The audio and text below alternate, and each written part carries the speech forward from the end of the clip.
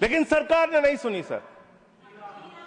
हमने विरोध किया, हम बेल में आए, सरकार समाधि पे नहीं गए, गांधी की समाधि पे गए। वो गोडसे की समाधि पे नहीं गए, गांधी की समाधि पे गए। मान्यवर राष्ट्रपिता महात्मा गांधी, मैंने पढ़ा गुजरात में 500 करोड़ रुपए का भ्रष्टाचार, ये सारे कागजात हैं, मैंने पढ़ा। देखिए हमारा समय खा रहे हैं सर ये लोग।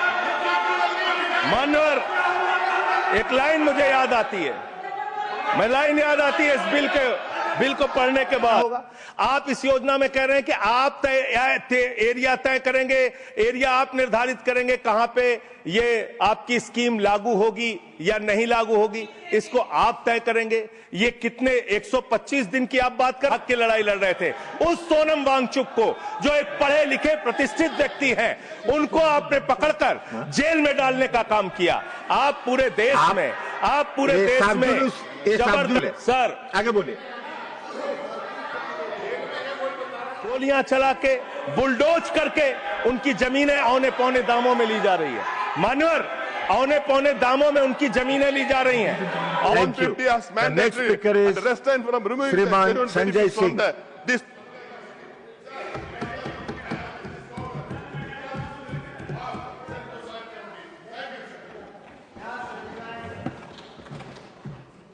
धन्यवाद मान्यवर, आपने इस महत्वपूर्ण बिल पे मुझे अपनी बात कहने का मौका दिया।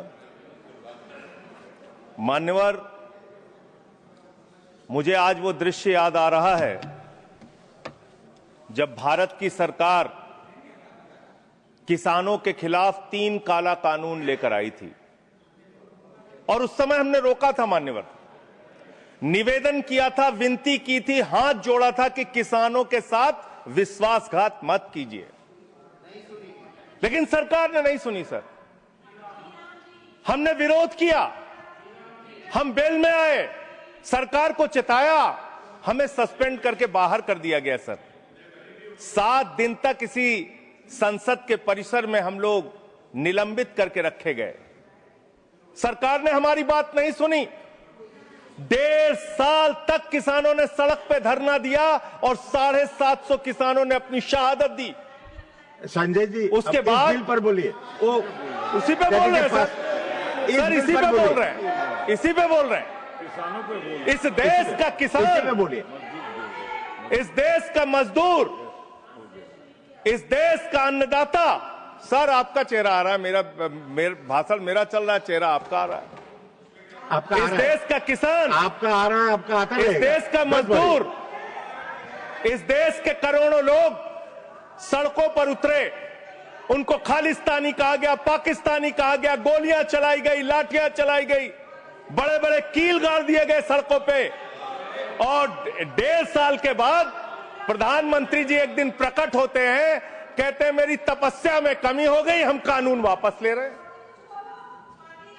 आज मैं आपसे कहना चाहता हूं मान्यवर, यह ऐतिहासिक भूल आप करने जा रहे हैं, ये गुनाह और पाप आप दोबारा करने जा रहे हैं।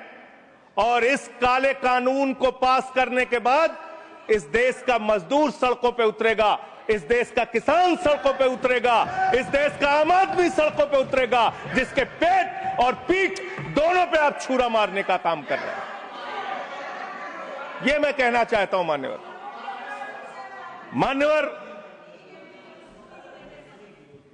मान्यवर, यह बिल किस मंशा और उद्देश्य के तहत लाया गया है? इस बिल को आपने कह दिया जी राम जी बिल है, जी राम जी बिल है। भगवान श्री राम का नाम लेके कितना गुनाह आप अपना छिपाना चाहते हैं, कितना गुनाह छिपाना चाहते हैं? राष्ट्रपिता महात्मा गांधी से आपको क्या समस्या है मान्यवर? अरे वो राष्ट्रपिता महात्मा गांधी इतने महान है, इतने महान है, इतने महान है कि दुनिया के 80 देशों में उनकी प्रतिमा लगी हुई है मान्यवर, 80 देशों में। और जब G20 का सम्मेलन हुआ, दुनिया के तमाम राष्ट्राध्यक्ष आए, दुनिया के तमाम प्रधानमंत्री और राष्ट्रपति आए, तो भारत के प्रधानमंत्री को मजबूर होकर उसी राजघाट पर महात्मा गांधी के सामने सर झुकाना पड़ा। वो गोलवरकर की समाधि पे नहीं गए, गांधी की समाधि पे गए। वो गोडसे की समाधि पे नहीं गए, गांधी की समाधि पे गए।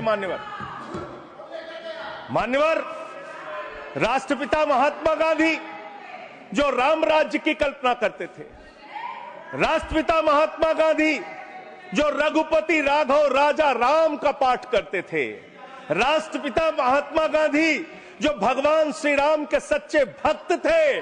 और याद रखिएगा मान्यवर, इस सरकार को आपके माध्यम से कहना चाहता हूं, भगवान को अपने भक्त से बहुत प्यार होता है। आज भगवान श्री राम आपको श्राप दे रहे होंगे कि तुम हमारे भक्त को अपमानित कर रहे हो, तुम अपने भक्त को, तुम हमारे भक्त को अपमानित कर रहे हो। भगवान श्री राम आपको जरूर श्राप दे रहे होंगे मान्यवर, मैं शिवराज सिंह जी चौहान कृषि मंत्री जी को अटल जी के एक घटना से याद दिलाना चाहता हूं, राम के नाम का महत्व। एक उनके प्रतिद्वंदी ने बयान दिया मान्यवर, राजनीतिक प्रतिद्वंदी ने, उस प्रतिद्वंदी ने कहा अगर अटल जी को पूजा करनी है तो मेरी पूजा क्यों नहीं करते, मेरे नाम में भी राम लिखा हुआ है। अटल जी ने उसको जवाब दिया, राम हमारे लिए मर्यादा के प्रतीक हैं, राम हमारे लिए आदर्श हैं, राम हमारे लिए आराध्य हैं, राम हमारे लिए देवतुल्य हैं। अरे राम वो हैं जो पिता का वचन निभाने के लिए 14 वर्ष तक वनवास में रहे। राम वो हैं जिसने लंका का नाश किया। और राम चरित्र का नाम है, राम मर्यादा का नाम है, राम आदर्श का नाम है। राम के नाम में चरित्र होना चाहिए, वरना तो हराम में भी राम लिखा हुआ है, वरना तो हराम में भी राम लिखा हुआ है। इसलिए राम का नाम लगा लेने मात्र से आपके गुनाह नहीं छिप जाएंगे। सुखराम नाम था ना मान्यवर, बेड के नीचे रुपया मिला था, बेड के नीचे रुपया मिला था। और मैं सोच रहा था कि जब क्या इस जी राम जी योजना से आप भगवान श्री राम का सम्मान कर रहे हैं या अपमान कर रहे हैं? आप भगवान श्री राम का सम्मान कर रहे हैं या उनको गली मोहल्ले गांवों में बदनाम कर रहे हैं? मैं पढ़ रहा था, एक खबर मिली, राजस्थान में मनरेगा योजना में 200 करोड़ का भ्रष्टाचार। मैंने पढ़ा गुजरात में 500 करोड़ रुपए का भ्रष्टाचार। ये सारे कागजात हैं। मैंने पढ़ा उत्तर प्रदेश में मनरेगा योजना में मजदूरों के नाम पे हजारों करोड़ का भ्रष्टाचार। हरियाणा में मान्य हजारों करोड़ का भ्रष्टाचार। सर योजना पे बोल रहा हूँ, सर योजना पे बोल रहा हूँ। सारा कागज चाहिए आपको, इनके भ्रष्टाचार का कागज चाहिए सर दे दूंगा, इनको दे दूंगा। लेकिन अब मैं सोच रहा था कि अब अगर चर्चा होगी तो क्या चर्चा होगी, लोग क्या कहेंगे? अरे भाजपाइयों ने जी राम जी योजना के तहत 1000 करोड़ का भ्रष्टाचार यूपी में कर लिया। अरे भाजपाइयों ने हरियाणा में 500 करोड़ रुपए का भ्रष्टाचार जी राम जी में कर लिया। अरे भाजपाइयों ने महाराष्ट्र में जी राम जी के नाम पे करोड़ों का भ्रष्टाचार कर लिया। हाइपोथेटिकल बात कर रहे हैं,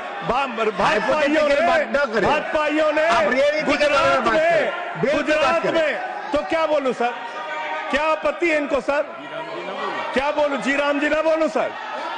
अब तो गुजरात में सैकड़ों करोड़ का भ्रष्टाचार भाजपाइयों ने जी राम जी के नाम पे कर लिया। पूरे देश में गांव में बिल पास विधायक, इनके बीजेपी के विधायकों ने जी राम जी योजना में भ्रष्टाचार कर लिया। तो ये आप राम को सम्मान दे रहे हैं कि राम को अपमानित कर रहे हैं? आप राम को अपमानित कर रहे हैं। अरे बैठ जाओ, चंदा चोरी की है तुम लोगों ने, बैठ जाओ, चंदा चोरी की है तुमने भगवान श्री राम के नाम पे चंदा चोरी की है। बैठ जाओ, रिकॉर्ड में नहीं जाएगा। बैठ जाओ, बैठ जाओ। इट्स नॉट गोइंग ऑन मान्यवर, रिकॉर्ड। मान्यवर, देखिए हमारा समय खा रहे हैं सर ये लोग।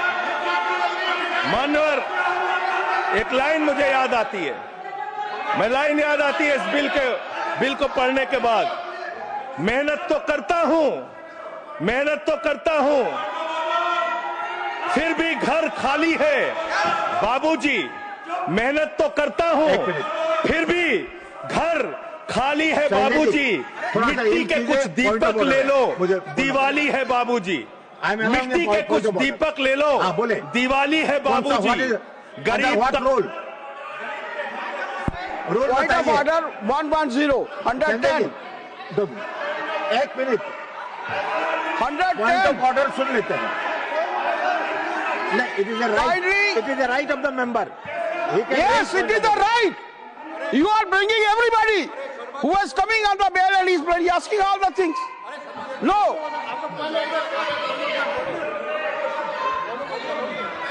आप अंडर व्हाट रूल? अगर बिल के साथ या बिल से रिलेटेड नहीं है वो रिकॉर्ड में नहीं जाएगा। तब मैं बताइए। यही कहना चाहता हूं, kindly refer the scope of the आपको help नहीं debate. किया। वो He is point of order crossing, ला रहे हैं। he is crossing, Honorable Vice Chairman Sahab, he is crossing all the limits. There is no mention, either he should speak against the bill or in favor of the अभी bill. पहले उनको दे। मान्यवर बैठिए, either he should speak in favor of the bill or he should speak against the bill. He is not speaking against the bill, he is speaking against the Ram. How you can expect me that we will agree to it? Role बताइए, role.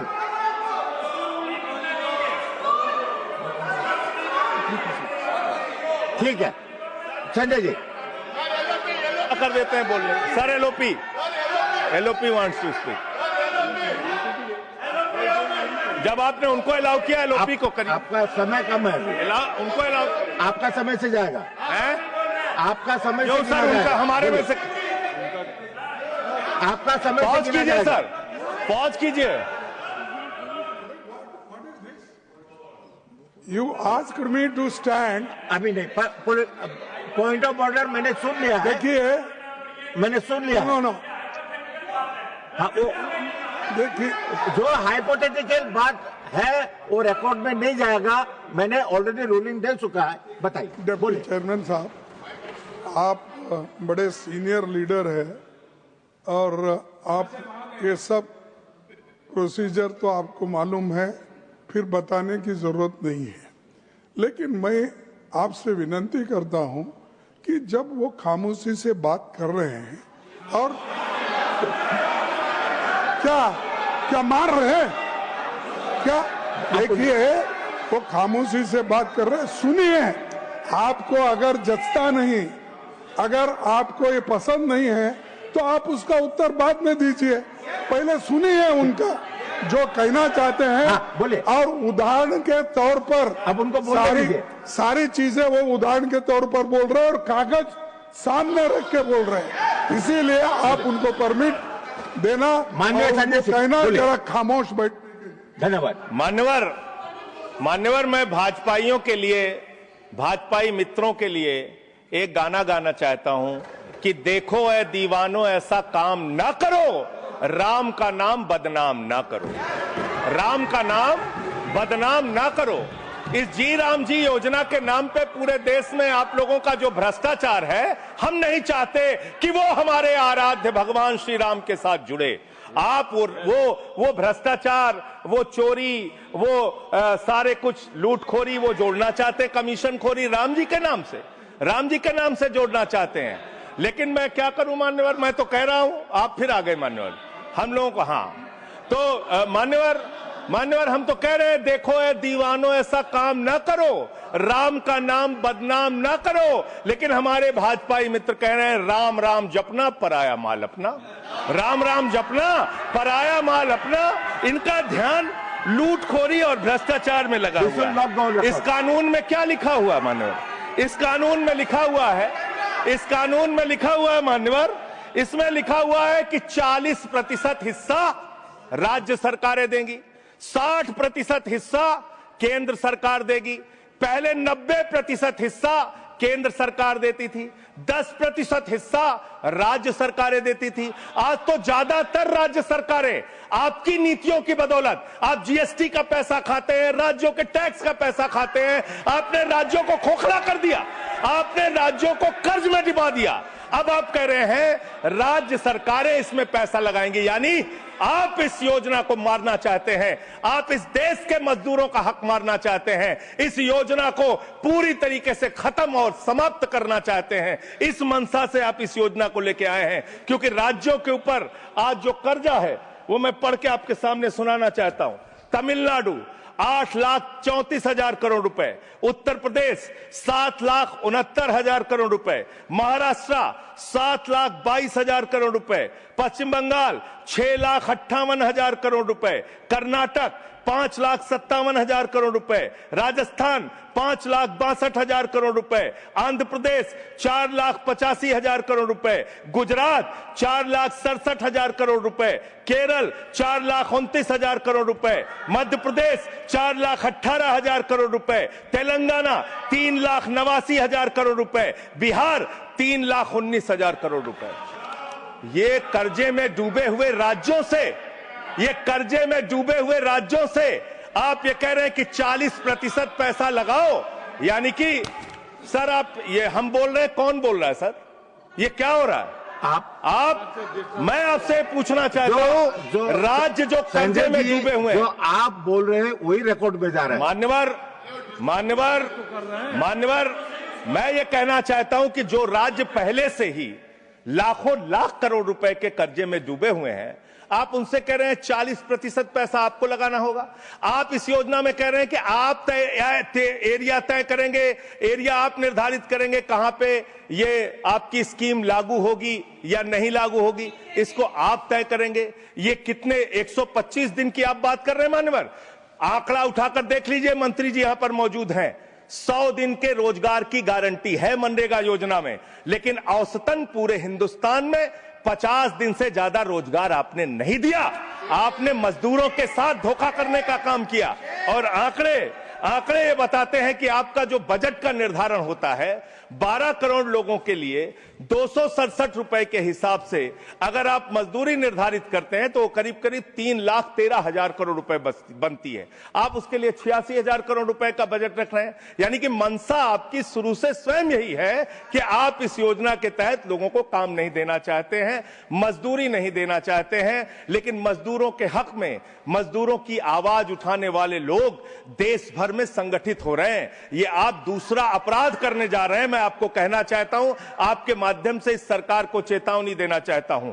कौन सी हक की लड़ाई लड़ रहे हैं महराज मलिक? जो हमारा विधायक है जम्मू कश्मीर का, वो जमीन के हक की लड़ाई लड़ रहा था, मजदूर के हक की लड़ाई लड़ रहा था। आपने उसको पीएसए का कानून लगा के जेल में डाल दिया। कौन से हक की लड़ाई लड़ रहे थे? सोनम वांगचुक मजदूर के हक की लड़ाई लड़ रहे थे, किसान के हक की लड़ाई लड़ रहे थे, आम आदमी के हक की लड़ाई लड़ रहे थे, लद्दाख के लोगों के हक की लड़ाई लड़ रहे थे। उस सोनम वांगचुक को, जो एक पढ़े लिखे प्रतिष्ठित व्यक्ति हैं, उनको आपने पकड़कर जेल में डालने का काम किया। आप पूरे देश में जबरदस्ती मामला है जी, तो ये रिकॉर्ड में नहीं जाएगा। क्यों नहीं जाएगा सर? क्यों नहीं जाएगा सर? मजदूर के लिए लड़ने वाले क्यों नहीं जाएगा? मैटर जो है क्यों नहीं जाएंगे? वो रिकॉर्ड में नहीं जाएगा। आगे बोले सर, आगे बोले सर। मैं इस अवसर पर पंडित राम नरेश त्रिपाठी जो हमारे सुल्तानपुर के हैं, उनकी एक कविता पढ़ना चाहूंगा।